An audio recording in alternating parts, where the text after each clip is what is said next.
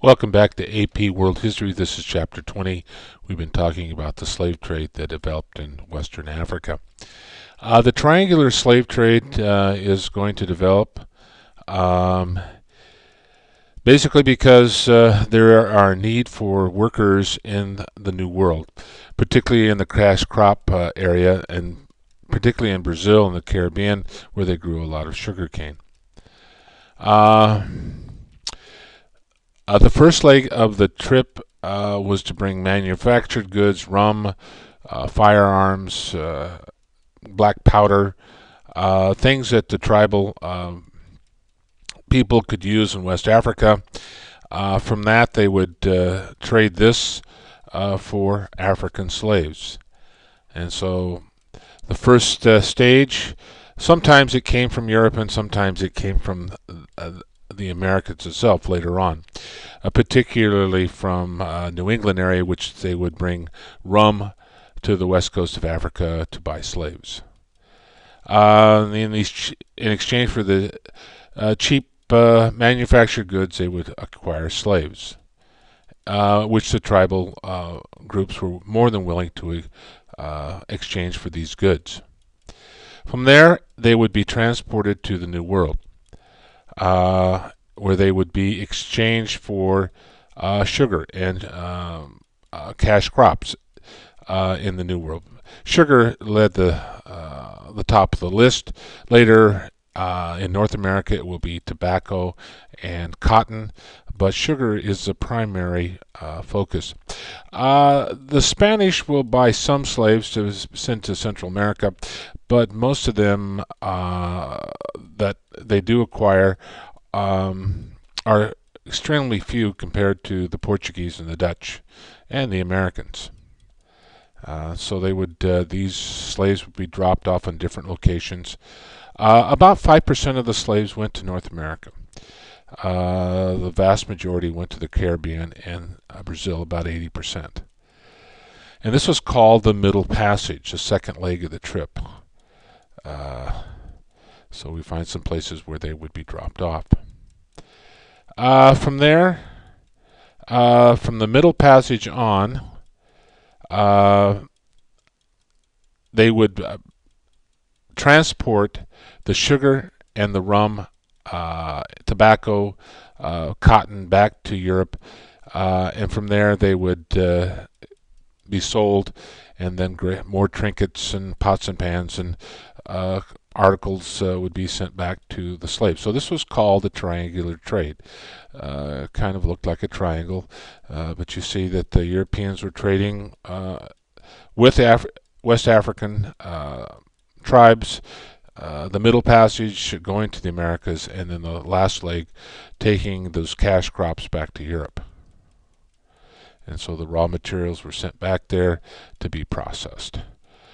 Very profitable. People don't do things without making a profit. Two main patterns of triangular trade from New England to West Africa, slaves to the sugar islands, molasses back to the New England area to be distilled into rum.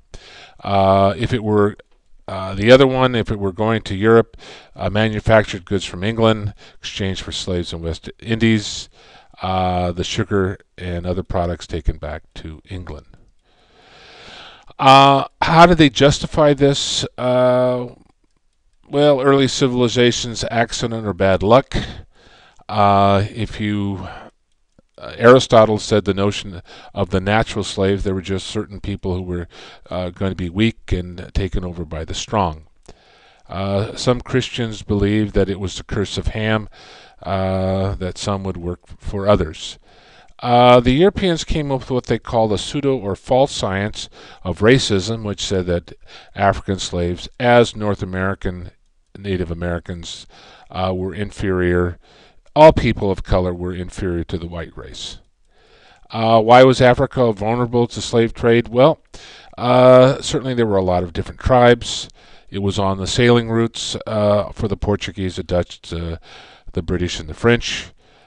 There was availability of people. There was a high birth rate. Slaves tended to do better as slaves. These Africans, rather than the Native Americans, they had built up the immunity to some of the diseases, and there was no diplomatic repercussions. Nobody was going to say no. These shows countries that participated, primarily Portugal's, the British, the Dutch are going to lead the way. This is geography of slavery. You can see some of the areas, and most of it's done on the west coast of Africa. Some on the east coast, but not as much. But that's where you're going to find most of the slave trade.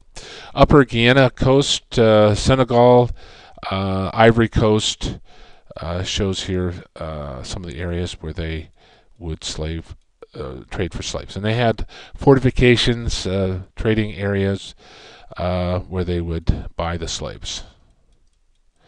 Why did the European powers eventually turn to African slaves? Well, because of epidemics in the New World, you had to have someone do the hard working. And the Europeans were not into doing the hard toiling in the field when you could buy slaves. Evidence of deeply held racism sentiments. Racism was a consequence of racial slavery, and there's certainly will be a division between the dark skin and the white skin. European colonies, particularly English colonies, at first had indentured servants, but they will turn to slaves as a more reliable source of labor. We talked about the Middle Passage. This is the second leg of the trip, and this was going to the New World. And there they would be exchanged for sugar, tobacco, molasses, and then that would be taken back to Europe. Middle Passage, people would be captured. Some walked in slave caravans for 1,000 miles to get to where they were going to be sold. Many of the people died on the way to the west coast of Africa, and many more died making the trip from Africa to the Americas. There's estimated that maybe 12 million came from West Africa to the Americas, and a great number of them died on the way to Americas. It was barbaric the way people were treated, but they justified that because they believed that the Africans were a lower life form. There's no real statistics to show how many came across, but that's an estimate. It's estimated that 2 million died on the Middle Passage. Another 15 to 30% died during the march to the coast.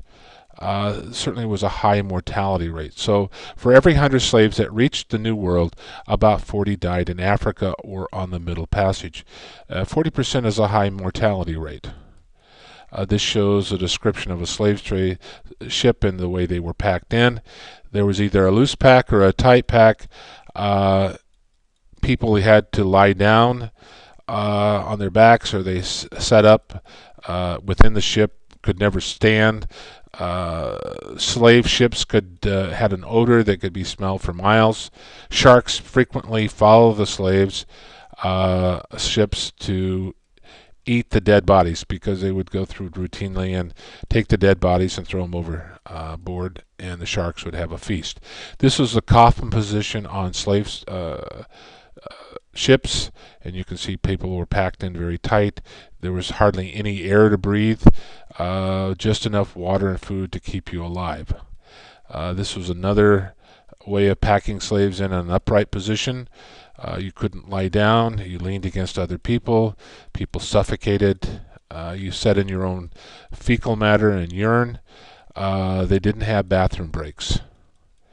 Sometimes slaves were put on board the slave ship above, and they would sit for hours on end, and that's where they would stay.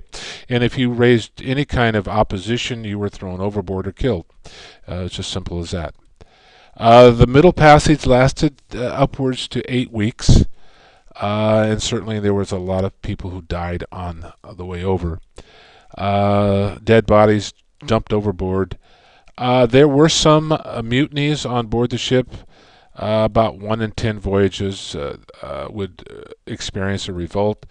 Uh, but even after the slaves took over the ship, they weren't used to navigating, using ships, and so many of these ships were adrift, and the people died. Um, Many committed suicide, jumped over rather than endure the inhuman treatment.